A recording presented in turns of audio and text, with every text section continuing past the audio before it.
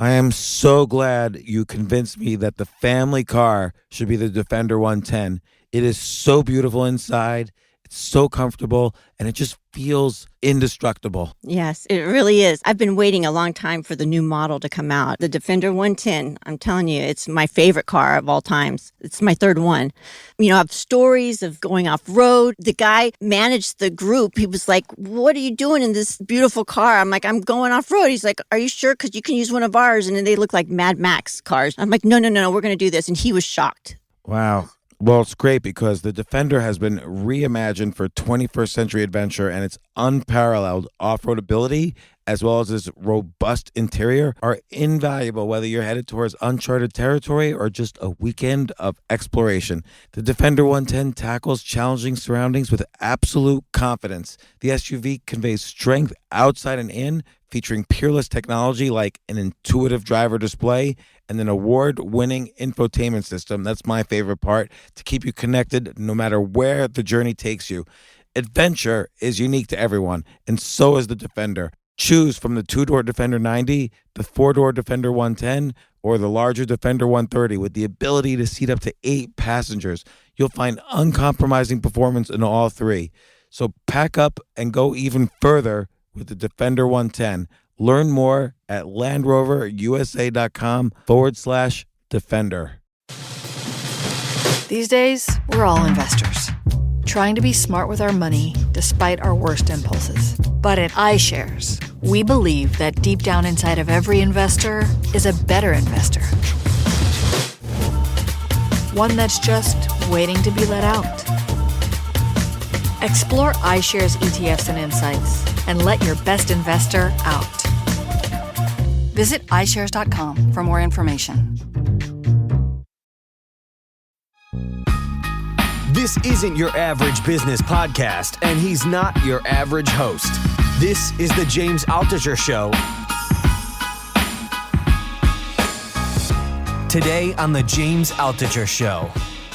We've talked a lot about the brain on this podcast. We've had one of my favorite guests, Stanford neuroscientist Andrew Huberman's been on twice. In general, a lot of the topics have been about how to be more creative, how to be more deductive, how to be smarter, if I can use that phrase. And I was really happy today to have Lisa Feldman Barrett on, who's a neuroscientist, and she wrote a book, 7.5 Lessons About the Brain. I learned a lot about how the brain works, and she gave a lot of pointers about how to keep the brain healthy and smarter and even younger. Here we go. Here's Lisa Feldman Barrett.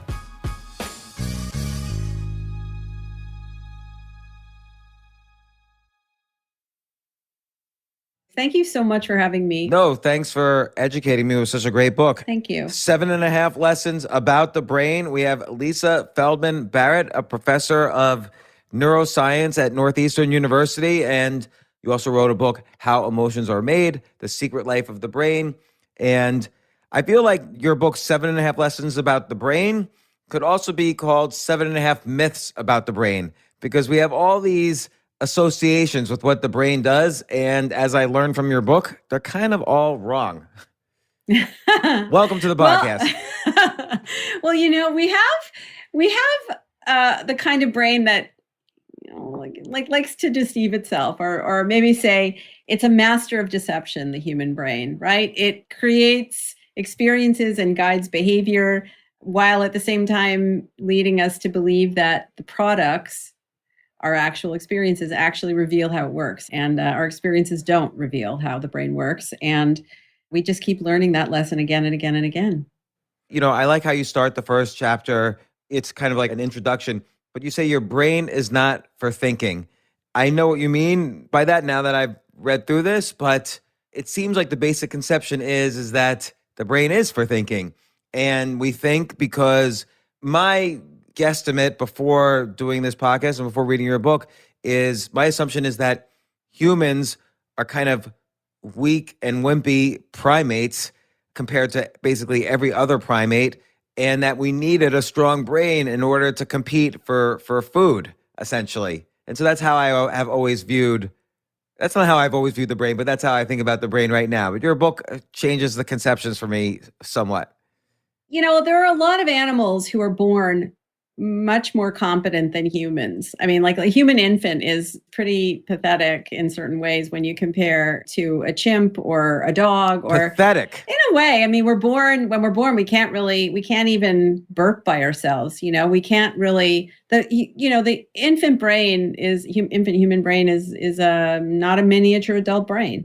And it's a brain that is waiting for wiring instructions from the world. But actually, there's a secret superpower sort of hidden in that weakness. And that is that, like many other animals that have very large brains relative to their body size, our brains do most of their development after birth. So an infant brain is really not finished, and the extent to which it wires itself to its surroundings is quite amazing. And that's actually a strength in the end, because it allows us to have culture, to create civilizations, to do all kinds of fantastical things. But we are pretty pathetic when we're born. We're cute and we can't really do much else by ourselves. That's why we're cute, because we need other people to keep us alive. Yeah, I always tell people that let's say I were to go to a Broadway show for 3 hours and there even an intermission, if I brought my dog with me, I could just tie the dog to a pole outside. If I brought my baby with me and I tied the baby to a pole outside, anything could happen. The baby might die. I might get arrested. Like, babies are just useless. And even dogs are more competent than babies at that point. Well, I would say,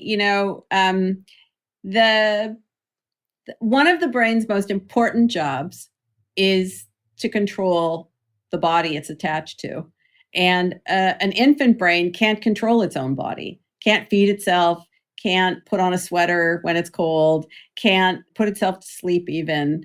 All these things have to be learned. And they're learned because of the experiences that are curated for that infant by their caregivers. And those experiences, really simple things, like feeding the baby, clothing the baby, holding the baby, singing to the baby, cuddling the baby, all these things actually have a profound impact on the baby's brain wiring, because infant brains are born unfinished. They're really under construction and they take 25 years, more or less, to finish wiring. And even then, there's sort of continual change that goes on. So I think the important thing to realize is that sometimes strength and miraculous things can come from what looks like weakness.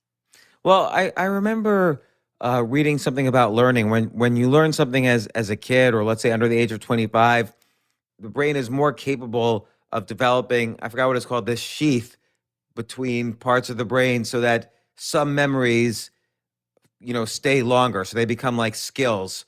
And that's why it's harder to learn something necessarily later in life. Yeah, I mean, I think yes and no. So I think What's that sheath called that I'm referring to? I forget. I think what you're referring to is myelin that Yes. it wraps. So a brain cell has a long electrical wire that sticks out of it, called an axon. And the myelin is basically a fatty wrapping that develops around the wires to speed conduction so that neurons can speak to each other with more speed.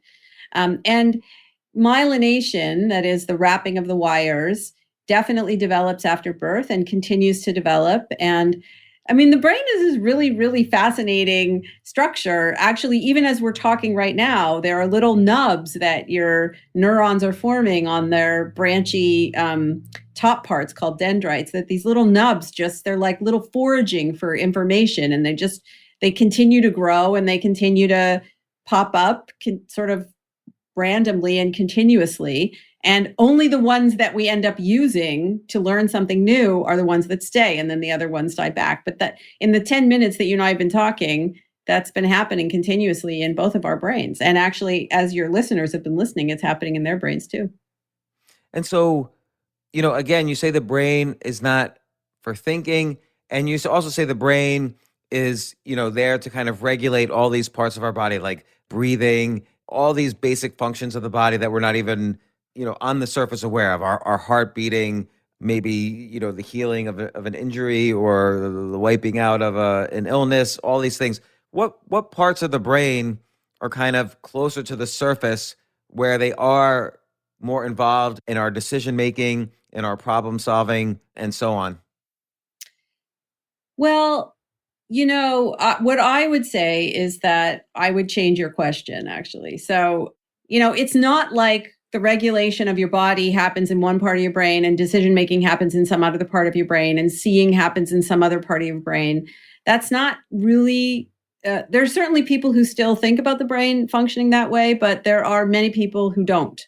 And another way to think about the brain is that you think and see and feel and make decisions in the service of regulating your body. That is how the wiring is set up in your brain. So decision making is a whole brain activity. It's not something that happens in one spot. And the regulation of your body is something that happens as a whole brain activity. It's not happening in one spot. So it's a little bit like many things are happening at the same time. And there are certain players, let's say in regulating your body, there are certain players that have that are the stars of that show. And then there are a lot of background characters, but they all have a role to play.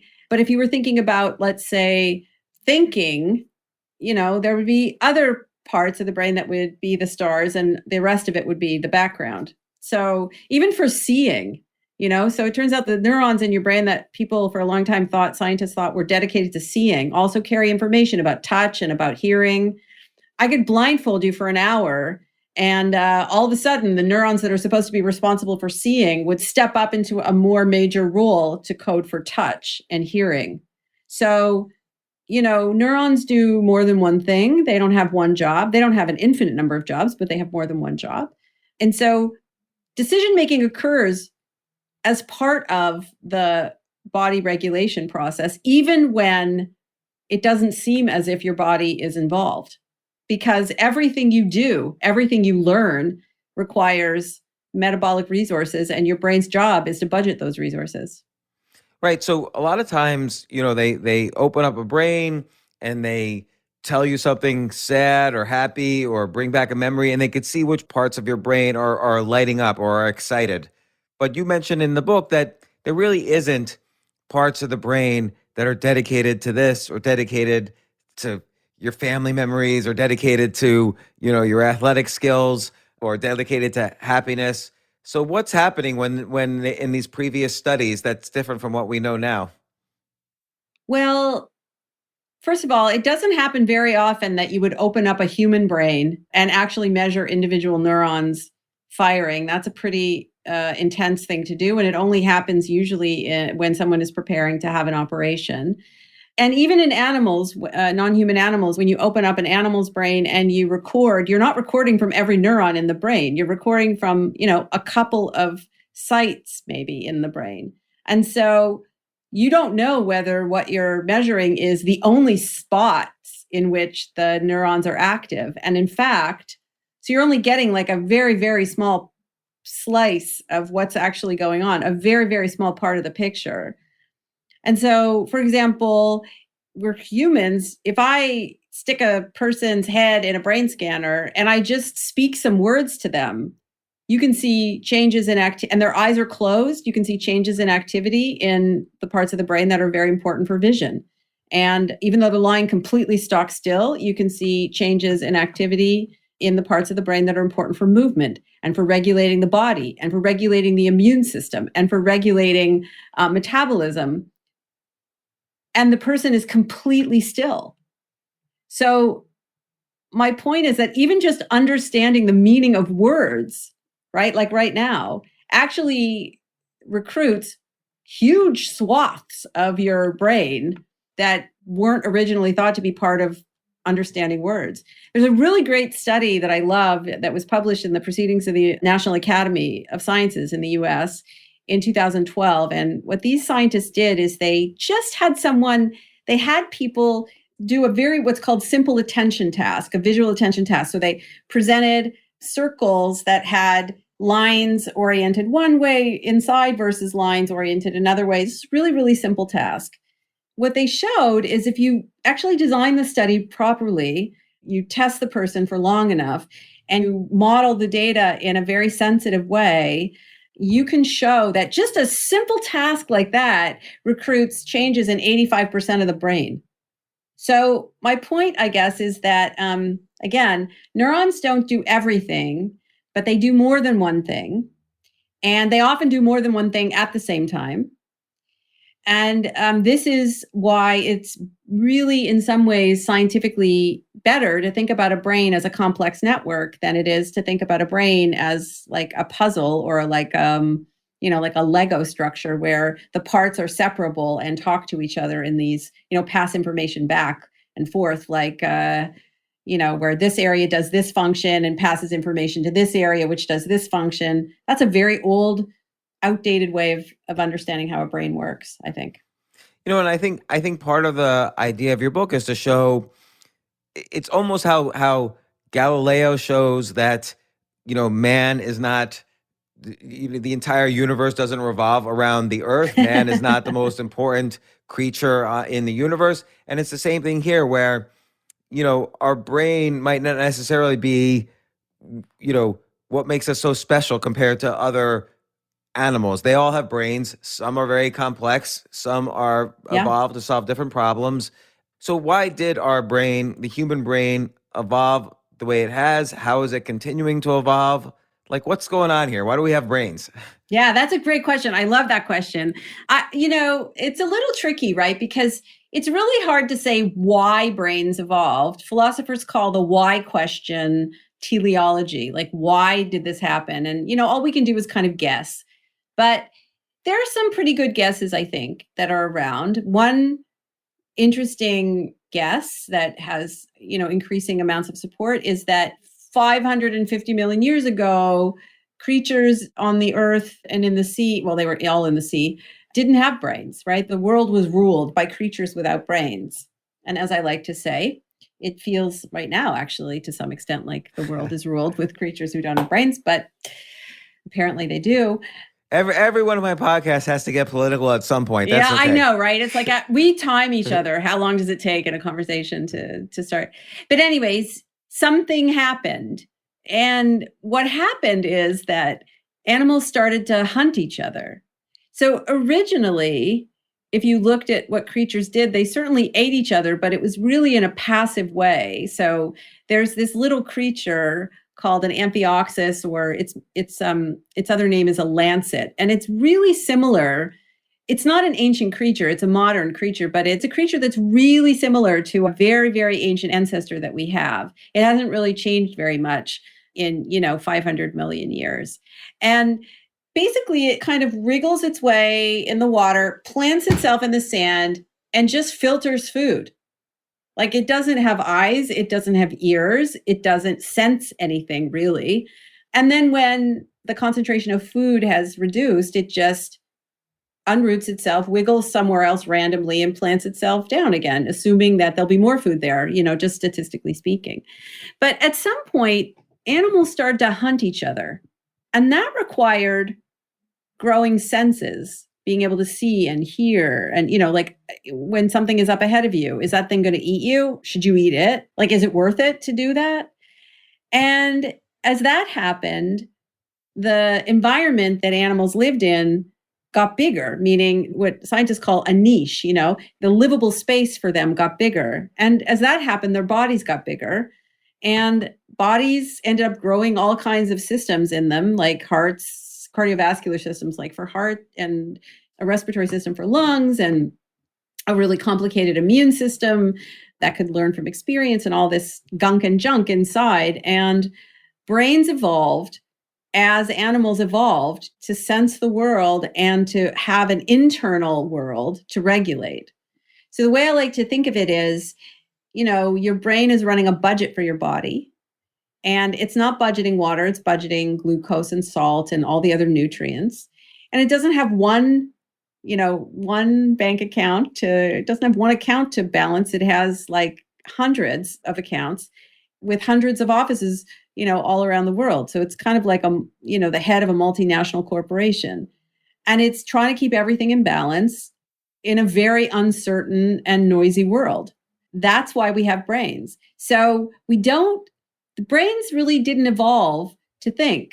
You think because it's helpful to regulating your body budget. You feel because it's helpful to regulating your body budget. You see because it's helpful to regulating your body budget.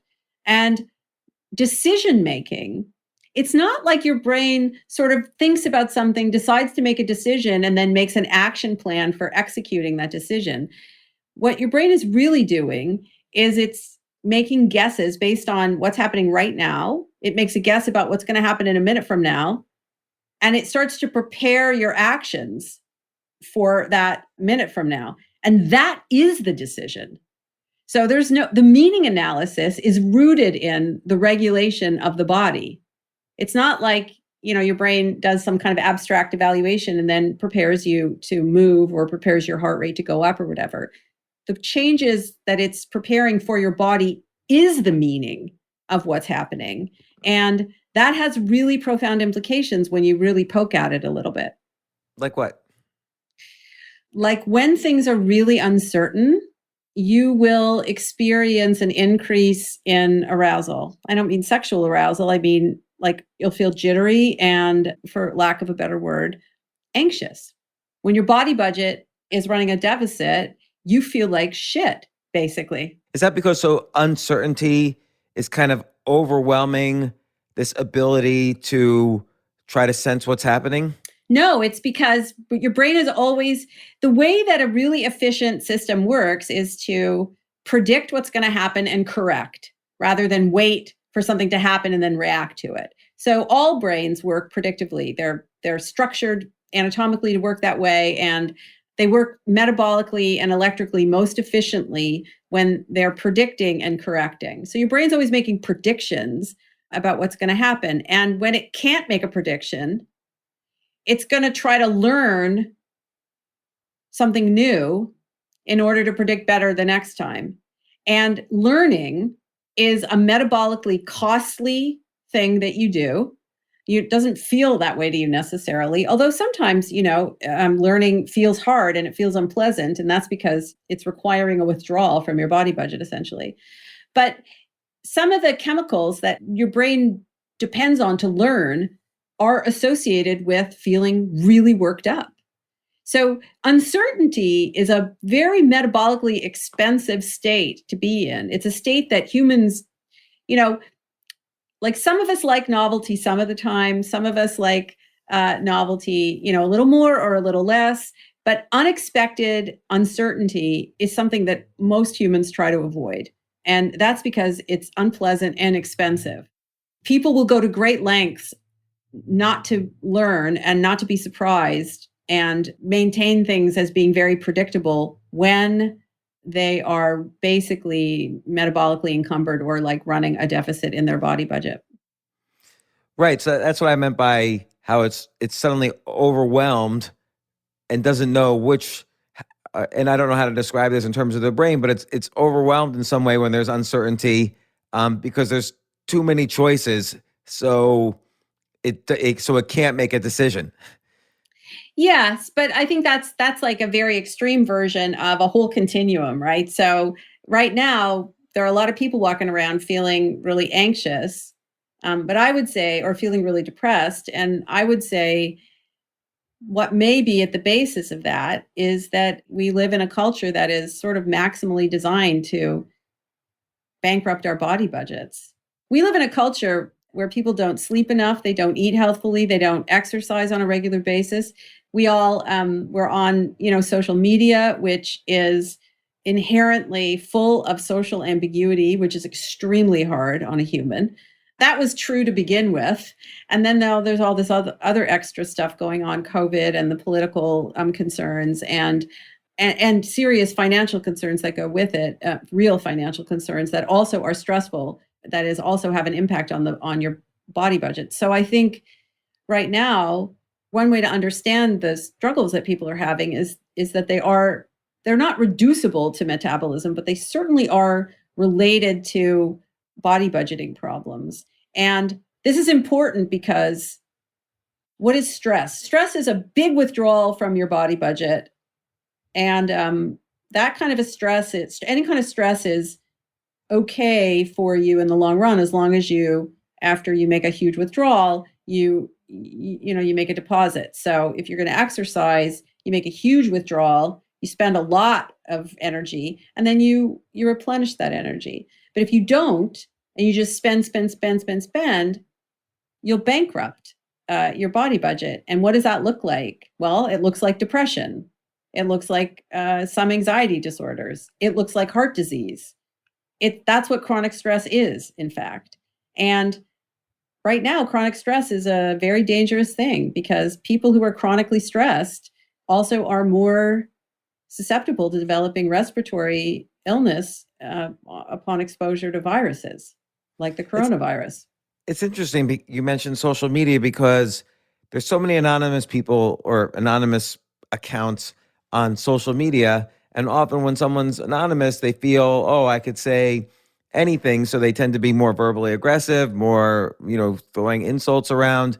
And you mentioned in the book how all this verbal aggression creates some stress on the brain, because the brain doesn't know this is an anonymous troll on Twitter, or this might be your best friend. It seems like it doesn't really make that much of a distinction. It just says this is verbal aggression. And so you feel that stress, hence why social media might not be so great for people.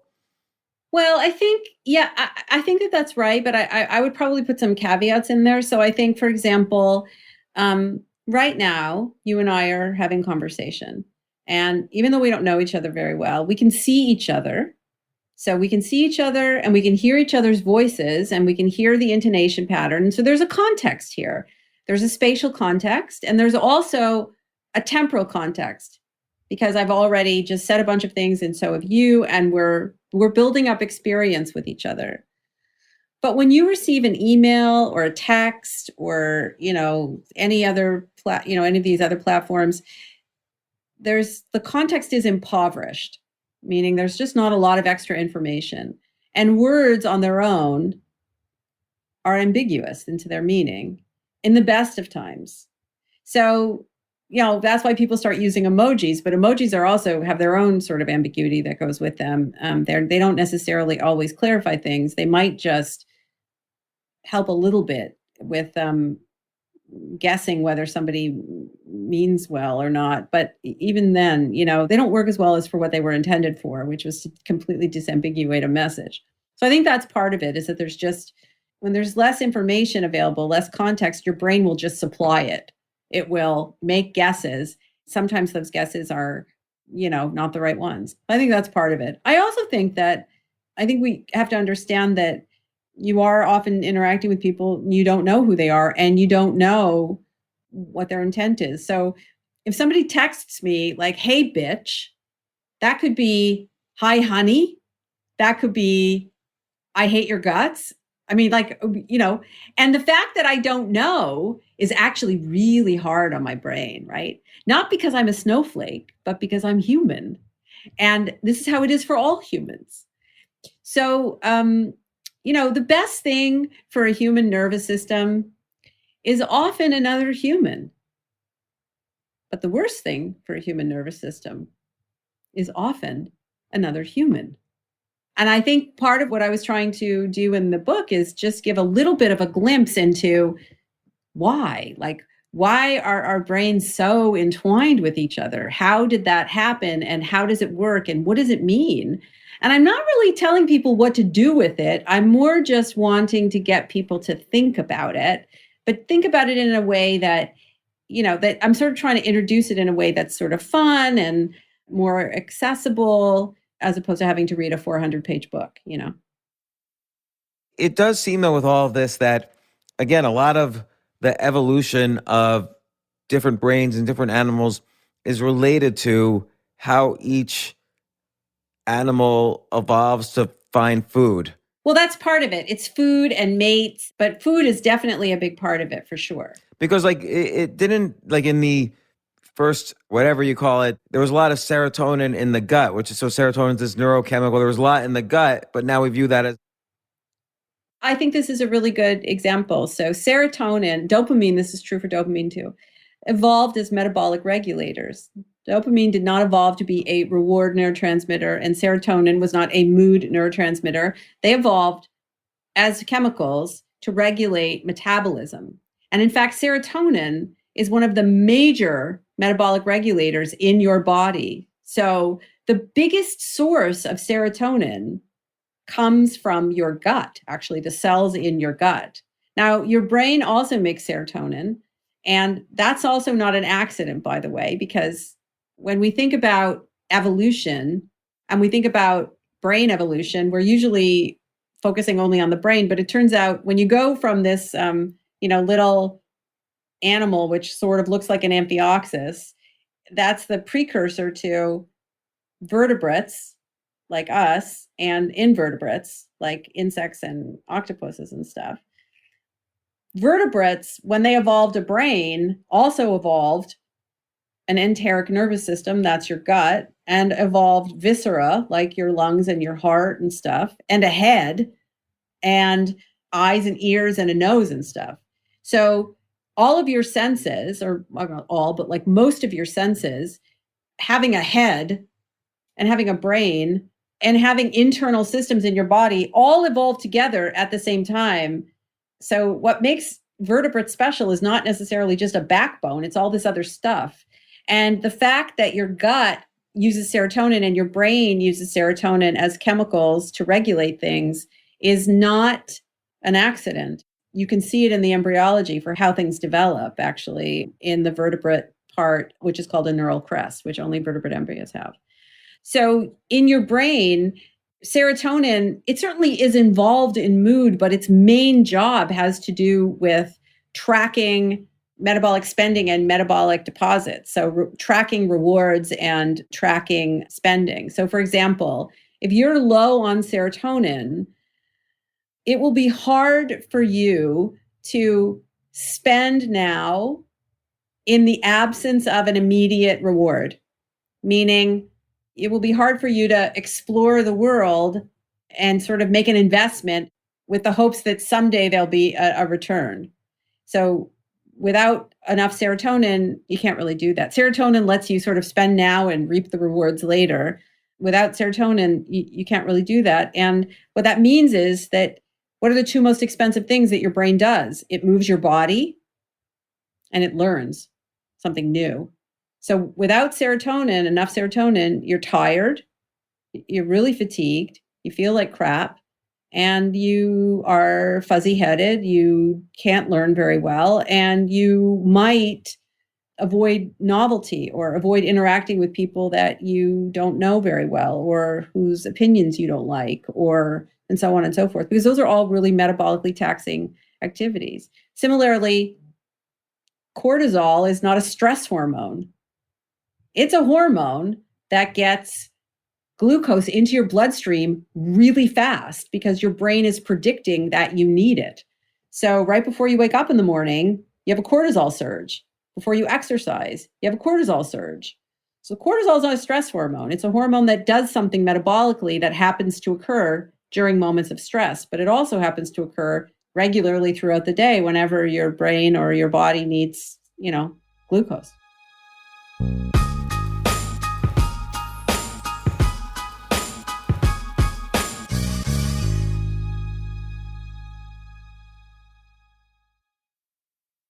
This is such a valuable service for all business owners, big businesses, small businesses, doesn't matter. I wish I had this in the many different businesses that I've started.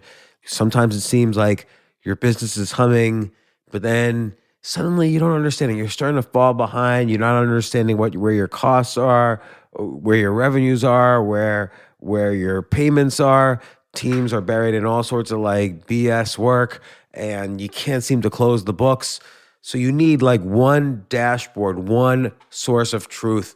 I'm jealous of this business, NetSuite from Oracle, of course, NetSuite by Oracle.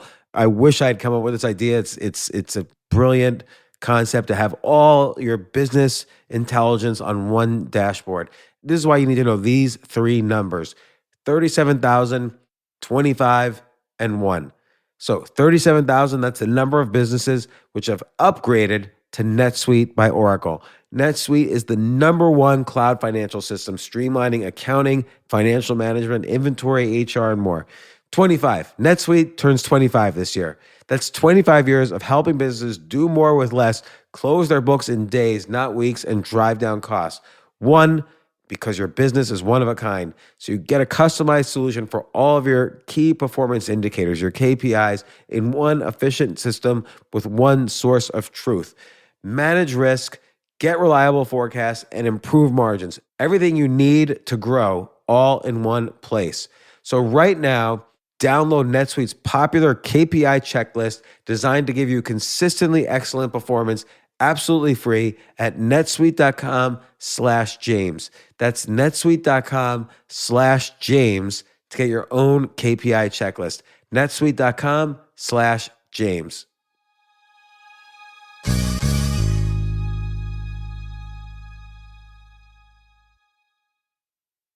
You know what I love about fantasy sports is that even though I'm not going to be a great basketball player or a baseball player or a football player or whatever, I feel like I get to participate and make decisions and use my knowledge of these different leagues or these different sports to compete. So it's like I can pick my team or I can pick my favorite players and I could use my knowledge to make predictions and maybe even make money. So with the basketball season here, you can now pick combo projections across football and basketball from the Specials League on Prize Picks. This is a league created specifically for combo projections that include two or more players from different sports or leagues. Want to play alongside some of Prize Picks' favorite players like rapper Meek Mill and comedian Andrew Schultz, who's also been a guest on this podcast, and I've been a guest on his? You can now find community plays under the promos tab of the app to view entries for some of the biggest names in the Prize Picks community each week. Look, Prize Picks even offers a reboot policy so that your entries stay in play even if one of your players gets injured. For football and basketball games, if you have a player who exits the game in the first half and does not return in the second, that player is rebooted. Prize Picks is the only daily fantasy sports platform with an injury insurance policy. What? So, I love playing it. I love anywhere where I can use analytical ability with my interests to demonstrate some skill and maybe make some money. And I like the game-like aspect. I do wish they had chess as a category on prizepicks.com, but I'll settle for what they've got. Maybe I should make my own fantasy chess league. But in any case, I love Prize Picks. Go to prizepicks.com/James. Use code James for a first deposit match up to $100. That's the easiest $100 you're ever going to make. So that's prizepicks.com/James and use code James. Daily fantasy sports made easy.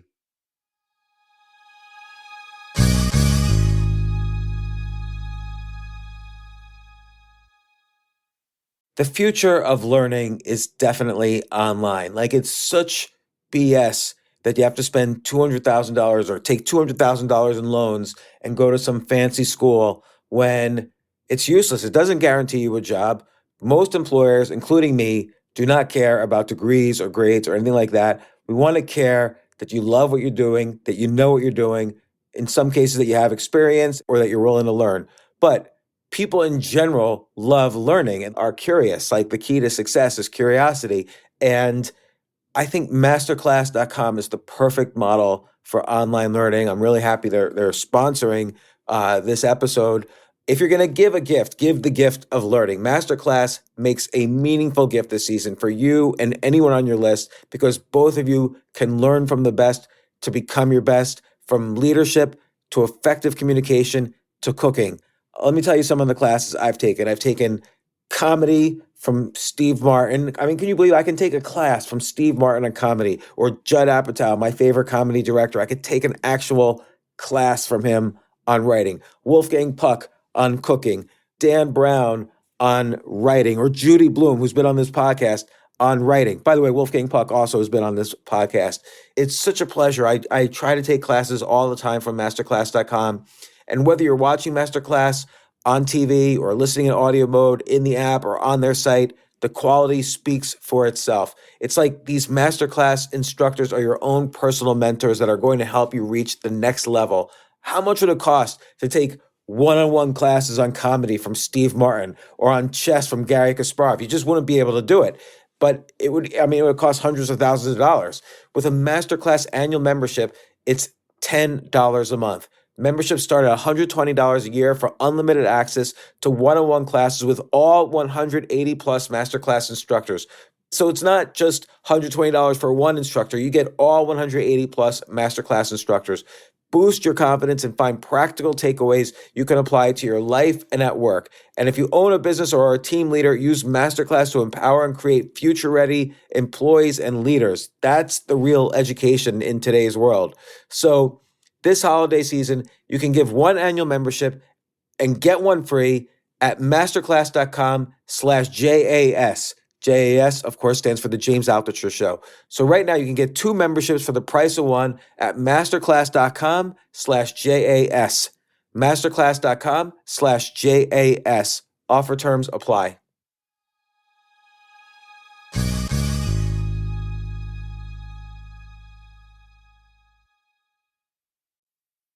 So I guess the challenge is, given these understandings that you write about of eliminating some of the myths around the brain and talking about the functionality of the brain and how it evolves, what can I do to optimize functioning? So for instance, the brain as not quite predictive, but being in that cycle of seeing things or smelling things or whatever, and then making decisions and making predictions and taking actions based on that.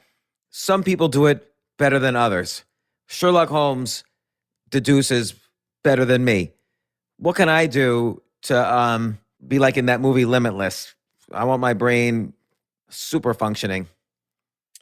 Yeah, well, if I could tell you the answer to that, then we'd both be set for life, I think. So, but you are like a genius on the brain. Maybe you are doing that. Well, I think that there are some things that we can do for sure. But when I say these things, I always have to warn people. It's like I'm going to tell you what I think as a neuroscientist, but I'm going to sound like your mother. So here goes. Here are some things you can do. Sleep enough. That would be the first one. Sleep is a really important, miraculous thing that, lots of important things happen to the brain while it's sleeping. And again, I'm going to use phrases I don't really know, so I might be the wrong phrase. Doesn't it like send these fluids all through the brain, kind of like cleaning out supposedly the plaque that causes Alzheimer's? Well, yeah. So yes, close. So one thing that happens when you sleep is the immune system in your brain and the cells that support it kind of clean out the gunk, the metabolic, waste from the day's activities. And if you don't sleep enough, that waste doesn't go away. And it is like a small tax on your cells that over time, small tax, like little tax, but over time builds up to a massive debt. When I said, what happens when you're running a budget and your budget goes into the red? What do? You stop spending. What are the 2 most important things that your brain does that are expensive? Move your body and learn new things. And so it will try to reduce its spending by causing fatigue and stopping learning. But if your brain can't sufficiently reduce its costs, the next thing that it will do is it will start getting rid of the expense. And that means killing neurons, because neurons are expensive little buggers. So in a sense, I'm speaking metaphorically, but in a sense, the metabolic costs of an imbalanced body budget in the short term might be mood related. In the long term, they are physical illnesses like heart disease, Alzheimer's disease, diabetes. All of these have some kind of metabolic basis. And I'm not saying that metabolism is the only thing that is important here. So I'm not reducing these very complicated illnesses to one thing. But I am saying that if you sleep enough, if you hydrate sufficiently and eat healthfully, which actually is harder than you might imagine in this day and age, if you exercise is really important, because the same parts of the brain that are important for regulating your body are also really important for memory, and attention. They're exactly the same parts of the brain. And actually, exercise is one way that you can improve your memory and improve your ability to learn things and actually kind of think faster. Because really what you're doing when you exercise is you're also using those neurons. And, the brain is kind of a use it or lose it sort of a structure. It's really these kinds of things, There are other things that you can do too, I think, to optimize your performance in terms of thinking and decision making and so on. But those couple of things actually take you a pretty long way. So learning is almost something that happens by standing on the shoulders of giants, where those giants are memories. So what does happen with a memory? Like, and again, you discussed this in the book, but like, how does a memory get formed? How do we preserve it so that our memories are good enough to increase our ability to learn?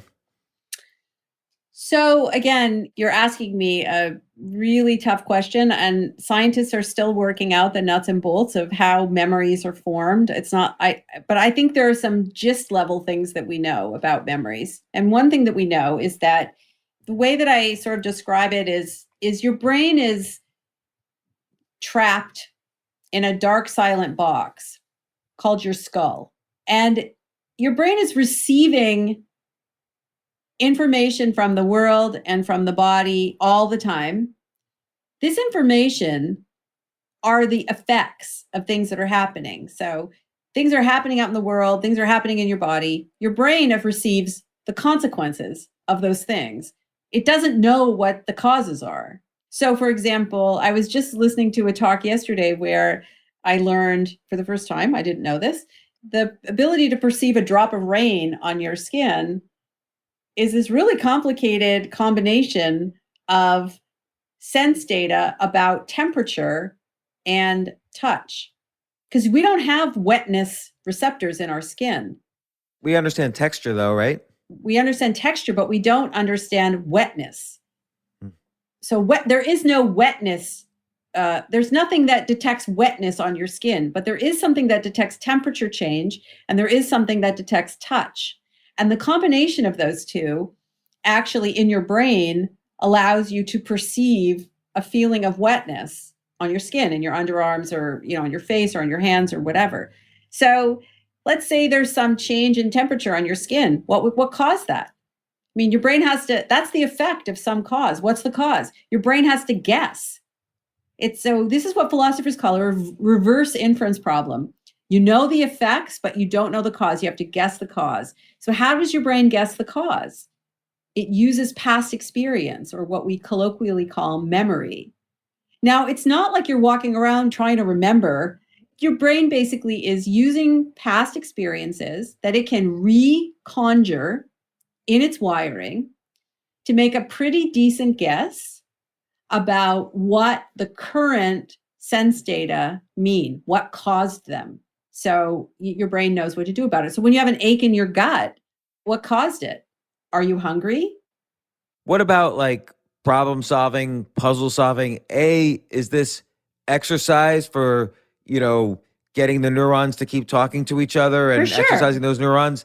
And B, what are the best mental exercises or activities? I get it with the sleep, the exercise and food and so on. So here's what I would say. You've got to do things that hurt a little, that are like a little hard to do, right? So just doing like Sudoku puzzles or whatever, whatever it's called, like little puzzles, that's not going to help keep you fit upstairs.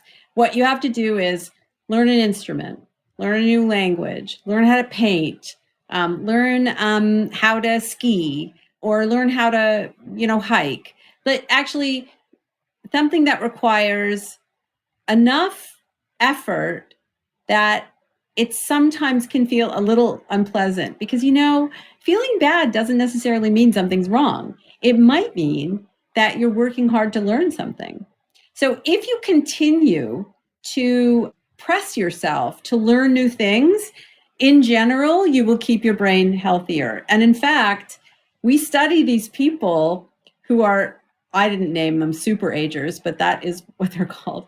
And they're people who are over the age of 65 who have healthful brains, whose brains structurally look just like a 25-year-old's. And they perform, and their memory and their attention and so on is just like a 25-year-old's, literally no statistical difference at all. And, we're studying them now to try to figure out how did they get to have such youthful brains and youthful memory? So how is it that they're such successful agers? And one hypothesis is that they are continually challenging themselves to learn new things. You talk about the role of creativity in the book, but what's the evolutionary function of creativity? Like, why are some people more creative than others? How did it happen? Why do we need creativity? Well, creativity is one ability in a suite of abilities that, when you put them together, is a very potent cocktail in a human brain. So there are a lot of animals that are creative, but creativity is like an investment in the future, right? It's something that's, again, it's expensive to do, metabolically speaking. Your brain can do this thing called what we call conceptual combination, that it can take bits and pieces of past experience and combine them in new ways to allow you to experience and do new things that you've never done before.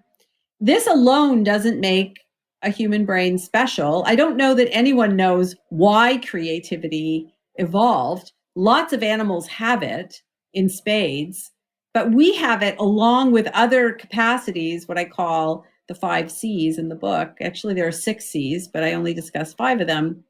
What's the 6th? I know about the 5 in the book. Yeah. So concepts. So it turns out that your brain actually, so remember I said, your brain is in a dark, silent box, and it uses past experience to make sense of sensory data coming in from the world and from the body. And so what your brain is sort of asking itself metaphorically is not, what is this stuff? It's, what is this like? What is this like in my past experience? So right now, I'm smelling something, seeing something, tasting something. What is this like in my past experience?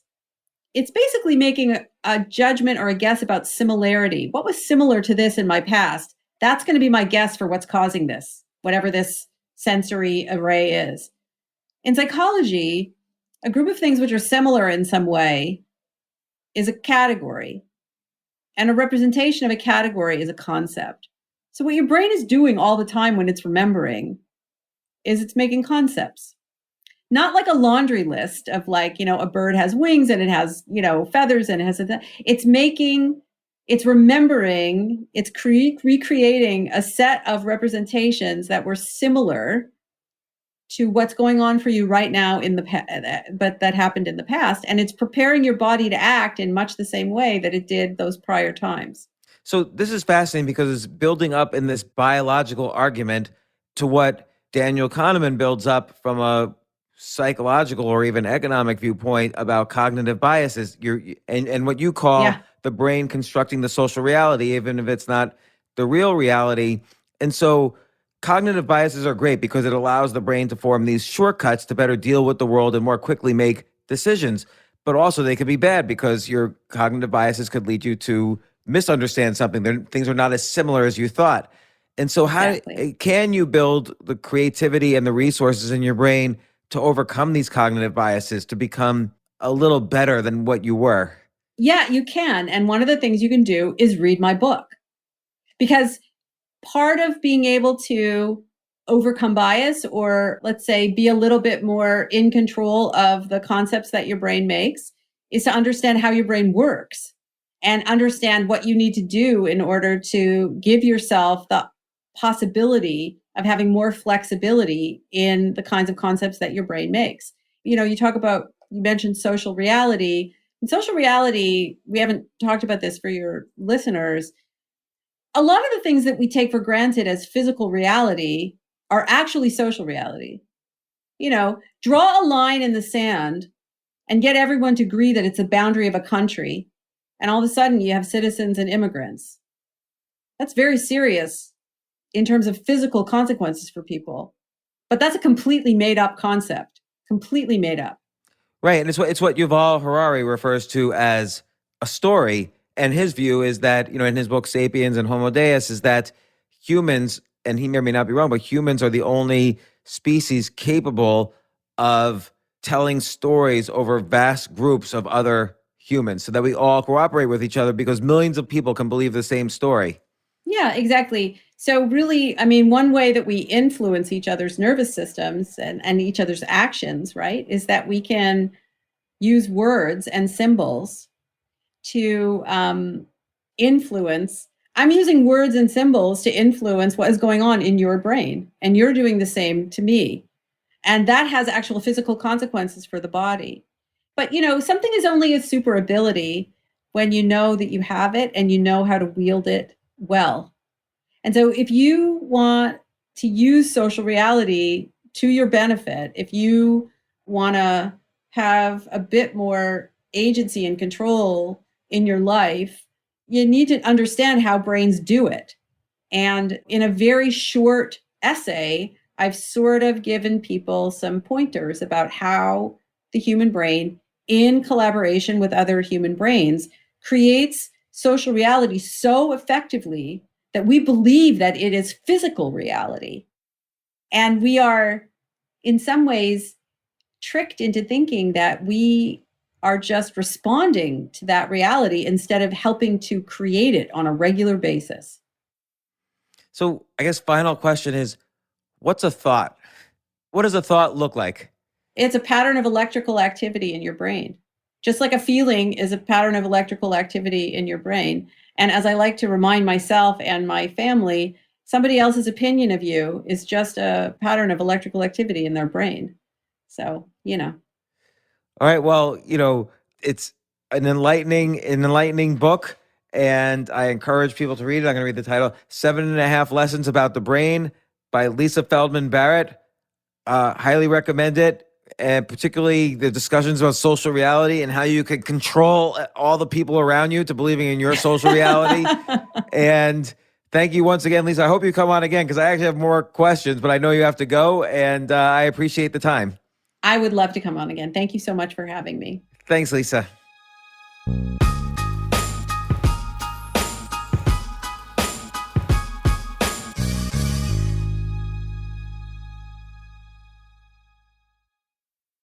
Entresto, sacubitril valsartan tablets, is the #1 heart failure brand prescribed by cardiologists and has helped over 1 million people with heart failure.